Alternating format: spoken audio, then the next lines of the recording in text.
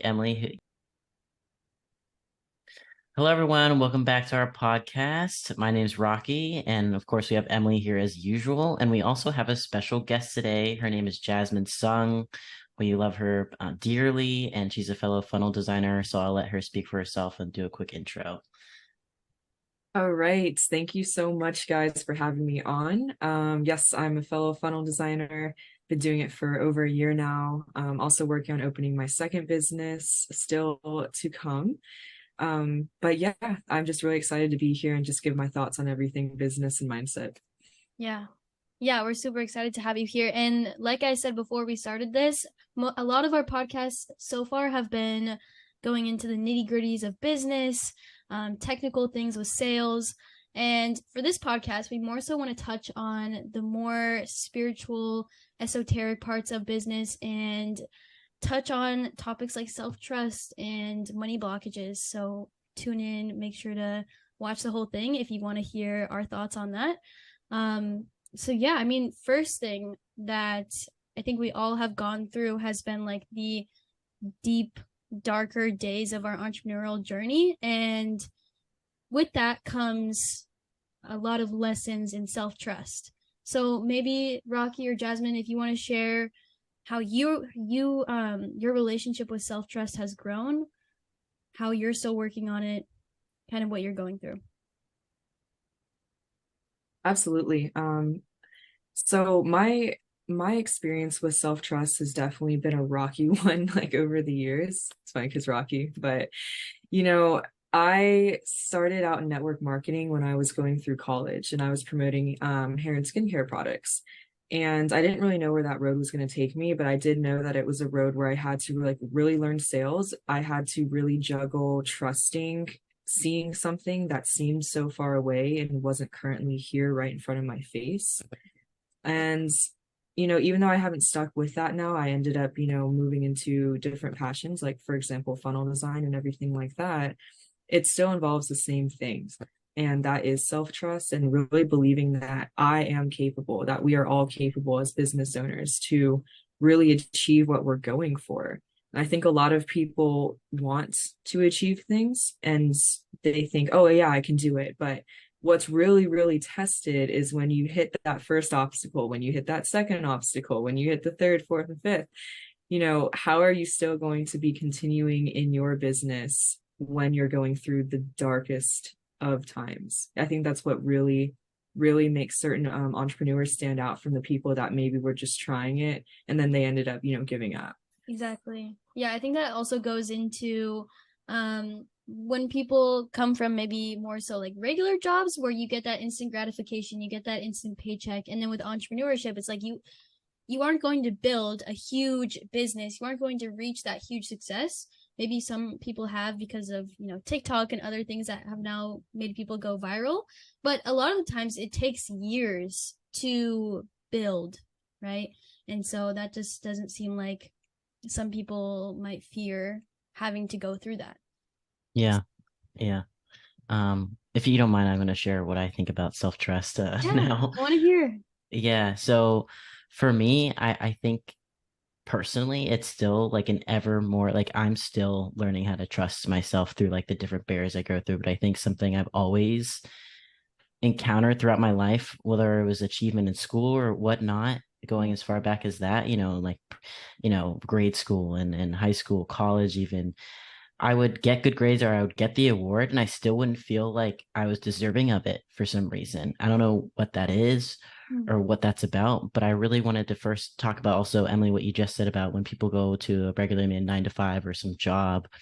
One thing that I think is really important there is, basically it's guaranteed. So if you do X task, no matter how good you do it or how bad you do it, as long as you do it and you don't get fired in the process, you get a paycheck, you get paid no matter what.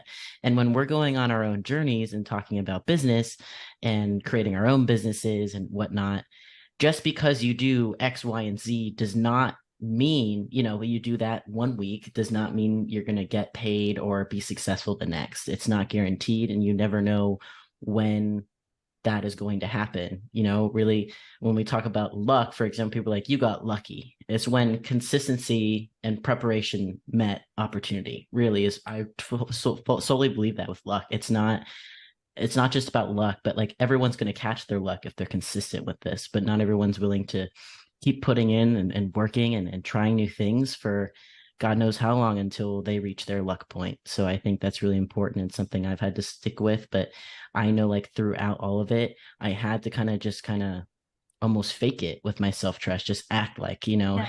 and put on this face and just talk to myself and talk to others, and they're thinking I'm all confident and everything, and inside I'm like, oh crap, like what if I have to actually, what if they say yes? So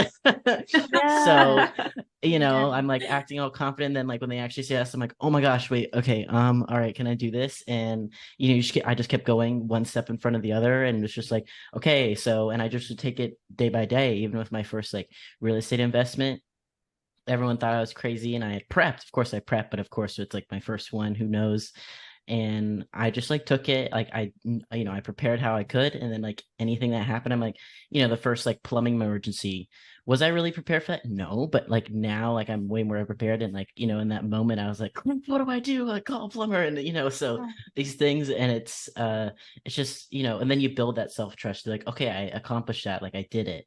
And like I think the only way really for me to build self-trust is to actually do the thing I'm thinking Yep. I can't do. And then once I actually see it, the results start happening, is how I've been able to really realize, oh wow, I can do that thing. But then there's always something else. I'm like, can I do that?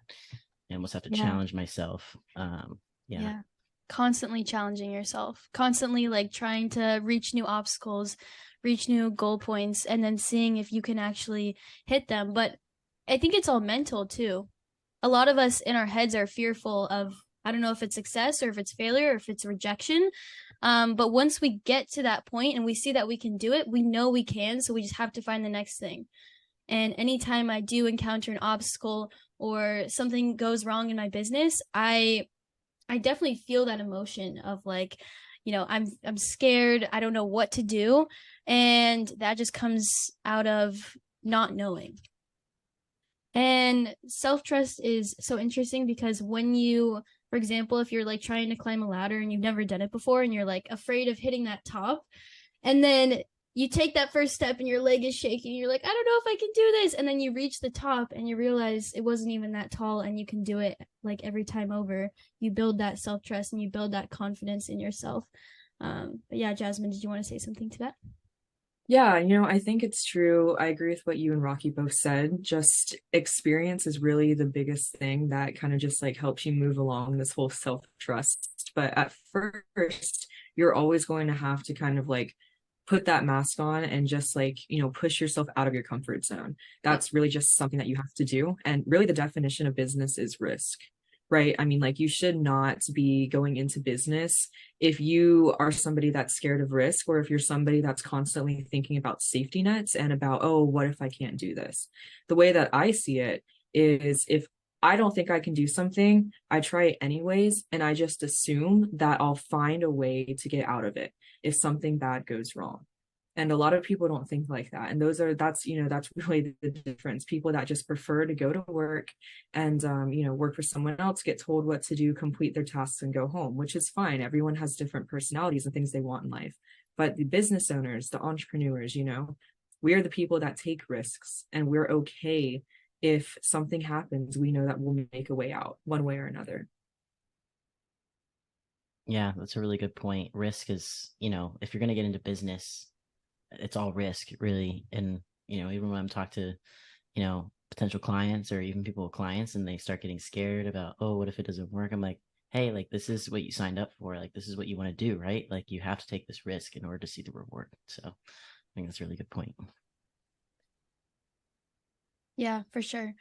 And then I also was curious about your guys' whys, or if we want to touch on how to differentiate your why from someone else's why, because I've been in groups before where like there's just culture and you kind of like you take that in and it kind of feels like yours, but it not might not feel authentic to you. So how do you differentiate your own authentic desires and wants out of life your why for why you're actually doing all of this from someone else's, and then also just touch on your why.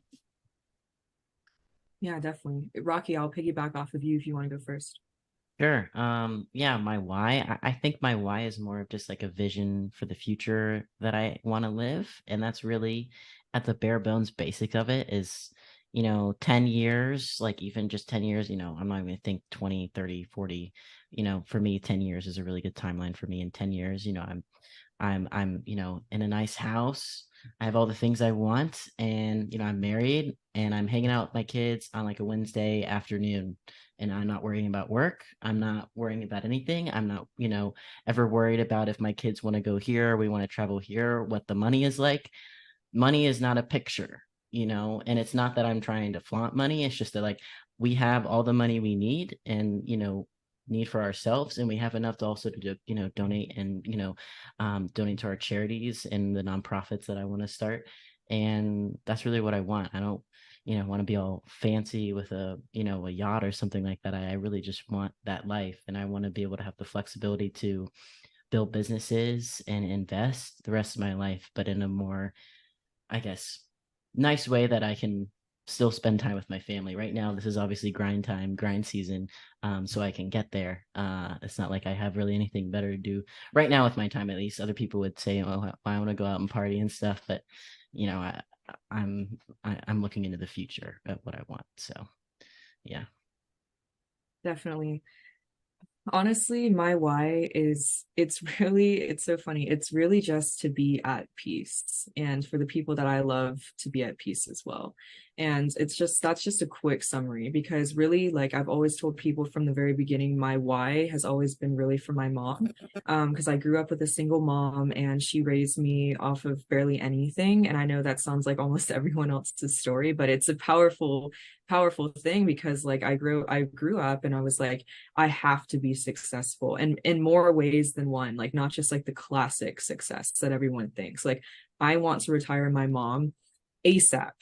I don't want to have to wait years for me to retire and to never even be able to retire my own parents. Like I don't want to have to do that at all. And same thing too, even though my parents are divorced, I still love my dad as well. And I want to be able to help him and support him, just as much. But, my mom was always my driving factor. And I want to be able to see her smile like every day. That's really important to me. And I take that and I want to be able to do that for just people throughout like my life, the people that I meet. I understand that, sometimes we as humans, we want to make a huge impact on the world and we think that means number of people that we've impacted. But I think just by daily conversations, daily interactions, you're changing people's lives in more ways than you realize. So I would love to be able to go and travel and spread that love, spread that friendship, show people that being human is cool, and we don't have to always be like fighting. And that really is like my main why, just bring culture together just around the entire world and give back to my parents, of course. Yeah. Yeah, I really That's like that. amazing. I also like the peace part because as soon as you said that, I'm like, honestly, yeah, I get it. Because like, of course, I drew that whole picture, but one of the main driving factors behind that is I'm at peace because I'm not stressed out about anything except enjoying life. So Yeah. yeah, That's a beautiful picture. Yeah, I yeah, love that you place like you went through a dark thing, you saw someone else go through that, and now you've kind of taken that and used that as your own power. And it's just really wonderful to see that. And as far as my why too, I resonate with what you're saying, Jasmine, as far as so many people want to make this huge impact on the world. And when I was younger, I was like, I want to be the president. Like, I want to like go make big changes in the world. But truly, some of the biggest changes you can make are with the fewest amount of people. If you can just touch those few people's hearts, and then they go out there and they touch those few people's hearts, it can spread like wildfire, and you won't even know it, but you did make a change. Yeah. So I Yes. think that's beautiful. And yeah, I think sometimes when I'm like super stressed, I'm like, I have that vision of just like being on a farm, not stressed out, gardening, like having my own homestead. Like that's what gets me through some of the days. But right now it feels very much so first 5 years, you're kind of like in pain. I'm not going to say in pain, but you're like grinding and you're not experiencing all of the pleasure and all of the peace yet. But if you go through that short amount of time and you don't have the gratification, you just remain consistent, then that vision, I believe you can work towards. It can come true. And yeah, it's a beautiful segue into, as far as some of the deepest, darkest parts that you guys have gone into in your entrepreneurial journey. Have you had any lessons that you would want to share with someone from those moments, or any times where you remember yourself where you didn't know if you could make it, or you had a lot of doubt?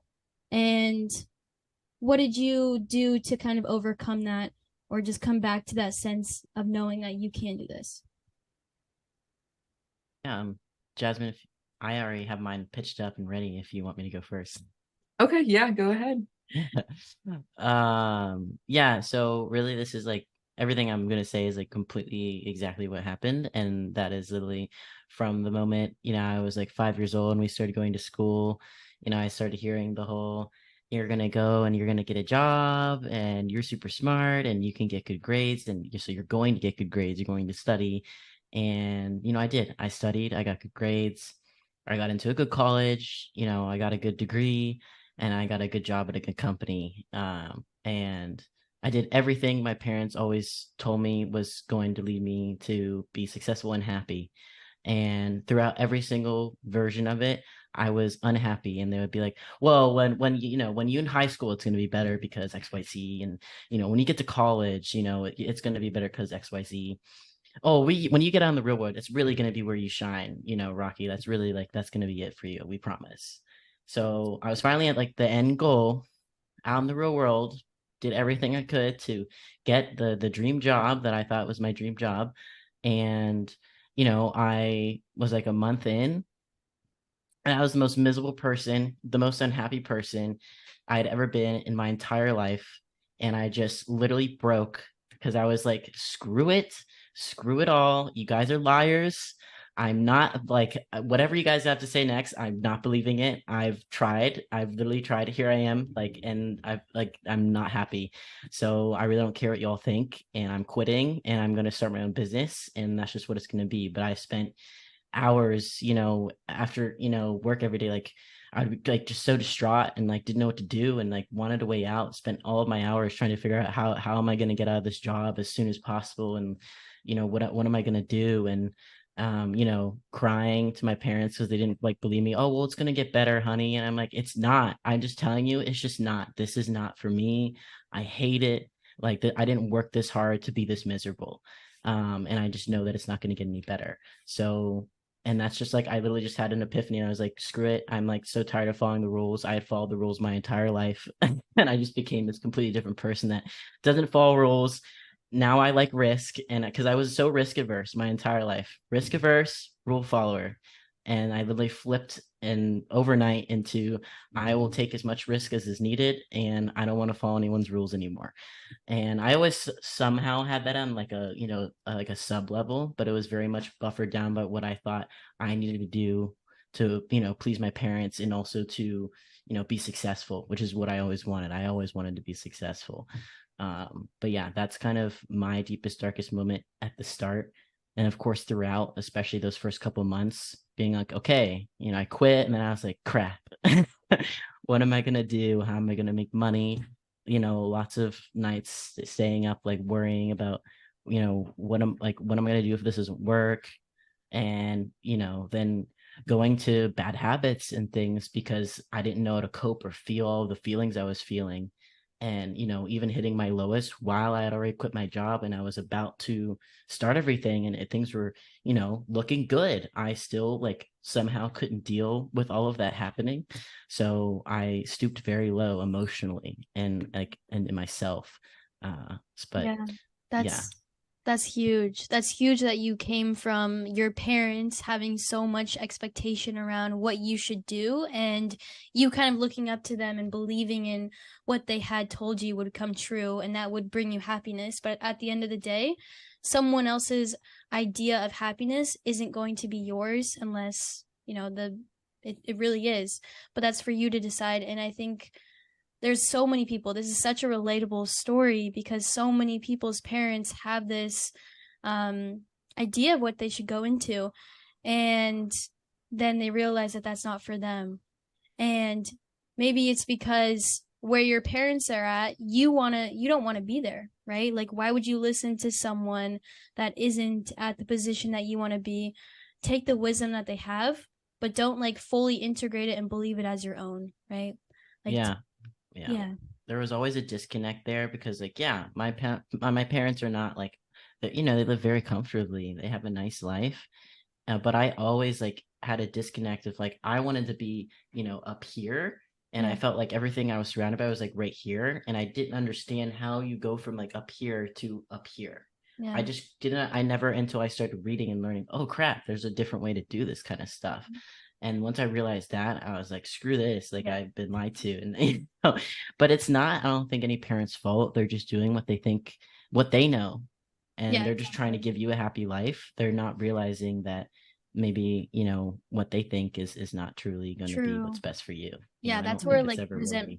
Malicious, Yeah, I agree. I think that's where resentment comes in. So just being able to like forgive those people and move past it is also an experience in itself. Yeah, Right. That's huge.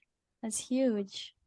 Yeah, it's funny, the whole parents thing, right? We all grow up with parents, like what Rocky said, just trying to teach us what they think is best.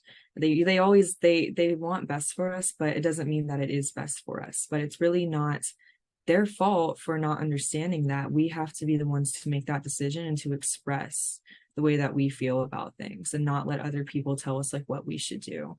And, it's funny because like nobody in school, like not us, not our parents' generation, not their parents' generations, they don't really get taught entrepreneurship. We're always just taught like how to work for someone else, how to perform these tasks. And that's why everyone has these stories, I think, with their parents telling them, oh, they need to go to college, because it's literally all everyone knows. Like business owners are a very small population in the world.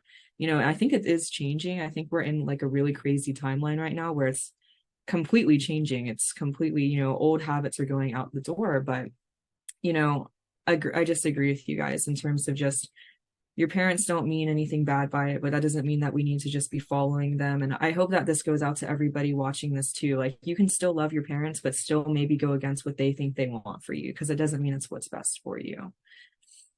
For sure. Yeah. Oh, you're muted, Emily. So yeah, that is huge. And I think I was thinking about like what the deepest, darkest moment that I experienced was. And yeah, I think that the lessons that came from it. So I guess to explain it, I had already been in business, and I was just dealing with kind of like a nightmare client, and it felt like a lot of lessons that needed to be learned came up in being an imposter and like holding confidence in yourself. And now that I'm out of that, I can see all of the beautiful things that came from it. And now I can serve at an even higher level, and I can make my process even more efficient for that person and get them even better results. Sometimes we do have to go through those really dark days to have the best, most successful, like best success stories, right? That come from those dark days. And even if you are going through that, something inspiring will come out of it. Some lesson will come out of it. And I believe that everything happens for a reason. So yeah. And on the topic of parents, I think we all here have some type of money beliefs or money blockages that we've gone through. So yeah, do we want to touch on that? Absolutely. I do want to also put in my input too, because I think I just realized I didn't even say like my darkest time. Yeah, go for but it. It's funny because I don't think I really have like one specific time, and it's so crazy because it really just ebbs and flows in business for me. And there's like I think back to when I was, a nurse, because, just like Rocky, just like Emily, like we all went to college or getting our degrees or already got our degrees. And I was working in the hospital, and I remember thinking, it can't get worse than this. I have to get out of this. Like everything that comes after this is going to be 10 times better. And yet I really found just different kinds of obstacles now that I've been my own, business owner. And sometimes I think back and I'm like, okay, is this as bad as how I felt in the hospital? And I'm like, okay, no, it's not, but it doesn't mean that it's any less stressful. It's a different kind of stress, right? And so just like Emily, I had, a very stressful client as well that taught me so many lessons, and I'm grateful for it. I think finding gratitude just in every obstacle that you face is really important, because that's really what's going to get you through. Because I swear, like when one obstacle comes, there's always another, there's another one after that. And it's like, am I being tested again? And it's funny because I'm even like right now, like I'm just like tracking my whole progress here. Like guys, I literally have like these like little like things that I've just been like holding up and like recording of me at night.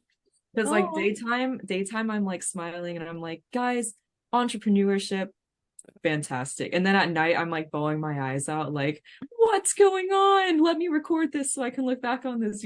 So I yeah. really recommend. I hate being in front of the camera like that, being so authentic, but I recommend it, because one day, you're going to be able to look back at these videos of your progress and be like, wow, on that day at that time I was crying my eyes out because this just happened, and now look at where I came now. And I got through it. And I think it's great. I think everyone should do that when they're getting through their business, and just so they can document, because sometimes we think we haven't come anywhere as far as we want. And that's because we're all super hard on ourselves as entrepreneurs, of course. So it's good to be able to remind ourselves, like, hey, you know, last year I was like in this position, because we forget. So that's my two Yeah, cents on all of that. that's a really good point. I think I might bust out my camera and start doing that again. I used to do video journals, and it's nice to look back at them. But I think I've never done one for entrepreneurship. This whole thing, I wish I had some from back when I was like super.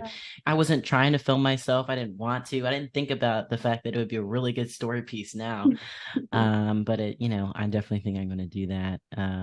I also liked your point, Jasmine, about how like yeah, I did do that. Like I talked about that pivotal moment I had where I decided I'd had enough.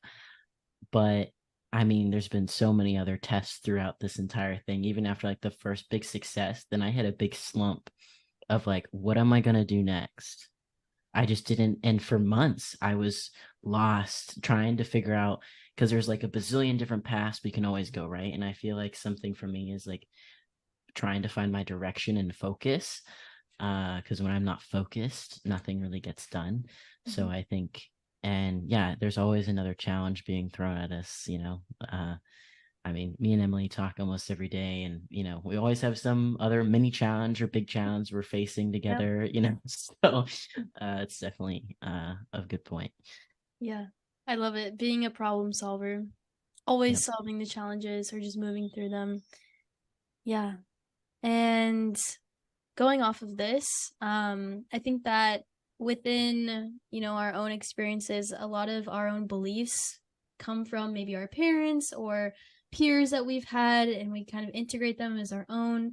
So maybe what are some beliefs? They could be money beliefs or anything that maybe has served you, or maybe a limiting belief that you feel like you've had and how you have overcome it. It's kind of a loaded question. Yeah.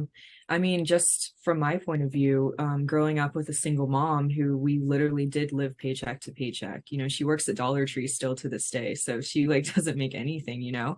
I really grew up having to like really think about, okay, how can we save money? And getting out of that, becoming my own person and establishing my own job, establishing my own career afterwards. It's been a challenge, like really, because you have things that are just so ingrained as you as a kid. Kids are like sponges, and like we're so used to the way that we get told or the way that we experience things as we grow up, that it's hard to kind of like undo those habits and mindset patterns that we've learned. So for me, it's been hard for me to imagine myself with a lot of money because it literally just, I've never experienced it.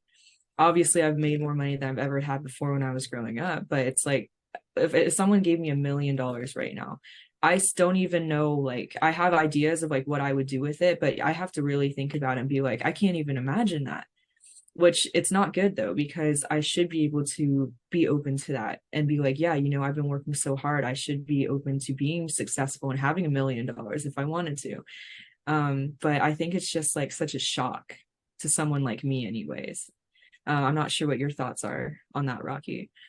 Yeah, I think even though, I grew up, very comfortably, I think that the generation before, like my parents very much were like first generation college or weaseled their way out or had weaseled their way out of, borderline poverty or whatever, you want to call it. And they brought those ideals to my parents of like save every penny and don't overspend, and it's the whole thing. Even my culture, my entire family almost is like save, save, save, save, save, save, save, save, save, save. And I've had to kind of almost unlearn that because we know as entrepreneurs that saving your way to $1 million is not the way to do it. So of course we got to save, we've got a budget, but we've also got to invest and take some risks along the way and keep pushing forward and invest in businesses. And so I think that was a major disconnect that I didn't realize I even had. Like I fully believe like saving money. I used to be saving every penny, even to this day. I have a hard time spending any money on myself. You really like the only time that we've broken away from this whole, oh my gosh, that's too expensive, I can't buy it, is when I'm buying thousands of dollars worth of courses and mentorships. It's the only thing to this day that I have spent more than like, $500 plus on for myself, is like for myself and my businesses. I don't buy myself nice clothes. I don't do it because like, especially right now, like I'm putting all my money into that stuff. But there was a big, for some reason, as soon as I saw this is going to help me get closer to where I want to go, it's $1,000, $2,000, $5,000. I'm like, I got it. I'm gonna get it. And there wasn't even, it was just like boom. So to me, the fact that I'm willing to spend thousands on that probably speaks to, what really where my mindset and my, what I want to do. But I think I had the same money barriers and still do in certain ways about Yeah. being so thrifty, and what's possible with money. So Yeah. as well as career, even to this day, my family doesn't understand what I do. A lot of them. My parents a little bit more so because I've talked to them so much about it. They're like Yeah. they're starting to get it, Yeah. but a lot of my family just No, same. My brother called me yesterday and was like, "So tell me what you do again." And he was like trying to understand. I was like, "Okay, I will send you some videos and help you understand."